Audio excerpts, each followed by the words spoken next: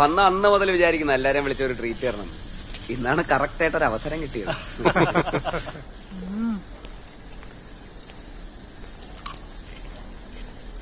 ചേച്ചി നല്ല സ്മെല്ല്.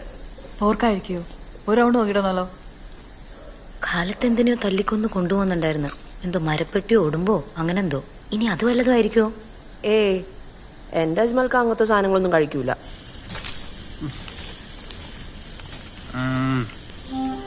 ഈ ബീഫ് കൊള്ളാട്ടോ. ഇച്ചിരി അസ്മാക്കും കൊടുക്കണം. ഇമ്മാതിരി ബീഫ് അവളും കഴിച്ചാണ്. ഇതൊരു സ്പെഷ്യൽ റെസിപ്പിയാണ്. മാനുവലേ, അസ്മയുടെ പത്തലം ബീഫ് വരുന്നു ഇതുവരെ സ്റ്റാർ. ഇത് പൊളിച്ചു. ഒന്നും പറയാനില്ല. എന്നാ പിന്നെ ഒരു ദിവസം അജ്മല് വീട്ടിലേക്ക് വിളിക്കും, നമുക്ക് ഫാമിലി ആയിട്ട് കൂടാം. അസ്മയുടെ പത്തലും ബീഫാണ് ബസ്, നമുക്ക് നോക്കാം. ഫാമിലിയൊക്കെ വേണം.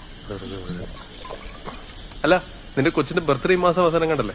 നീ ഇവിടെ ഉണ്ടാവും അതോ ട്രിപ്പിലായിരിക്കും? ആ ട്രിപ്പിലായിരിക്കും, മാറ്റാൻ പറ്റില്ല. ഓ തോമസടാ, പറഞ്ഞു നോക്കട്ടെ. ഓ വേണ്ട, അതെന്നാ ചേട്ടൻ കഴിക്കില്ലേ?